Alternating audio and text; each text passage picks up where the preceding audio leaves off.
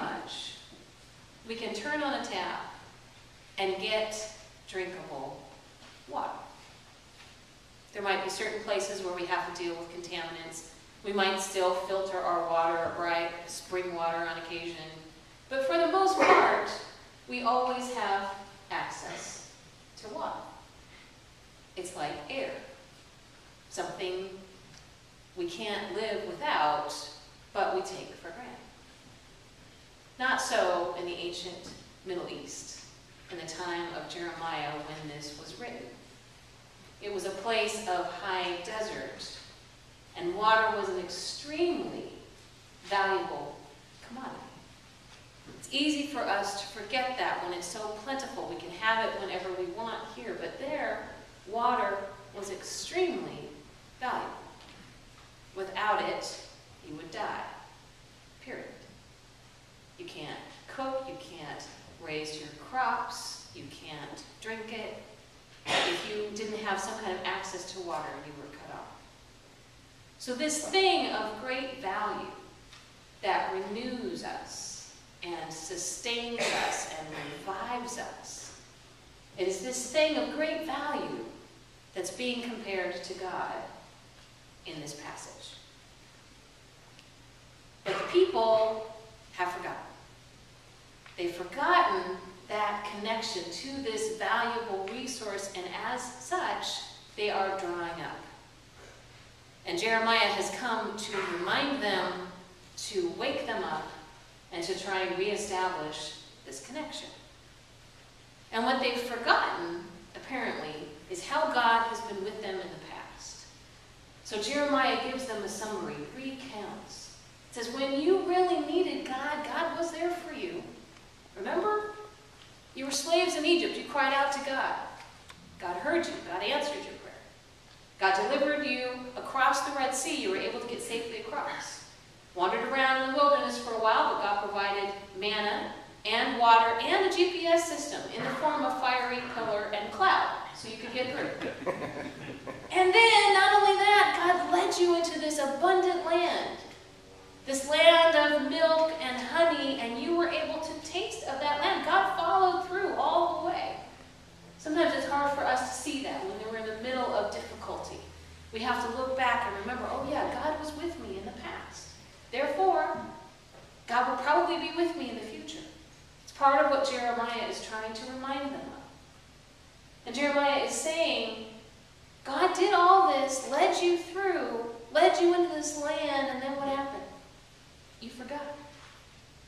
And you traded this thing of great value for something that is, I call, shiny but shallow. Something that doesn't really sustain. Something that's not really lasting.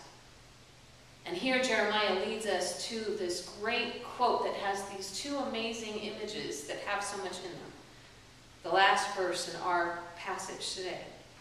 For my people have committed two sins. They have forsaken me, the fountain of living water, and dug out cisterns for themselves. Cracked cisterns that hold no water. Both of these images are so powerful for us. And so we want to unpack those a little bit more. First of all, we have to know what a cistern is. And we have to remember, again, that this was before aqueducts, this was before any kind of underground plumbing. There's no way to store water. So you have to either live right by some sort of well, or you have to have a way to contain or store water. So you would dig out this thing into the ground, fairly shallow, maybe long. You line it with stones and some sort of mortar, and then you can catch water, you can catch rainwater, or you can go back and forth and get water and put it in it.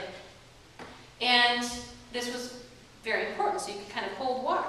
But the thing to remember is it's not connected to any source. The cistern is not connected to a source of water itself. It's not a well. You can't drink from it. It's finite. So the water will eventually dry up. And it was commonplace for them to crack. So the water would then just seep into the ground, and then you're done. You have no more water. In stark contrast is the fountain. The fountain is connected to a deep underground stream that wells up and bubbles up, and it's moving, and it has minerals in it. It's like maybe going to Calistoga and drinking some of the water from the deep wells there. It's sweet. You know that water, literally they talk about water being sweet. It's really fresh, clear, cold, sweet water that's life-giving, it's moving. And you can go back again and again and get more water. Unlike the cistern, which is finite. When that water's gone, it's gone. There's nothing left. But the well, the fountain, continues to renew itself. And it's this source of abundant life-giving water that God is being compared to. So the people trade one for the other. The people trade this incredible life-giving water for something that is not going to fill them up. And God is saying, why do that? And in verse 5, he says, they went after worthless things and became worthless themselves. Now that sounds so harsh. There's a lot of harsh language in this passage. I'm not sure what to do with that. God doesn't say you're a worthless human being or you're bad and you're no good. Jeremiah is trying to make this comparison, again, that what we take in is a part of what we put out. So again, if we think of it like a spiritual diet, if we think of it as a literal diet, if we just ate Twinkies all day, and then wondered why we're sort of, jet-lagged or feeling fatigued, or then eventually, have no energy and we develop health problems, well, it's no wonder because we're eating Twinkies all day, right? And of course, none of you do that. I know, you're like, yeah. But eventually our energy runs out because it's not sustaining, right? It's the same kind of thing. God is saying if your spiritual diet doesn't have any nutrients in it, then what you put out isn't going to have any nutrients either.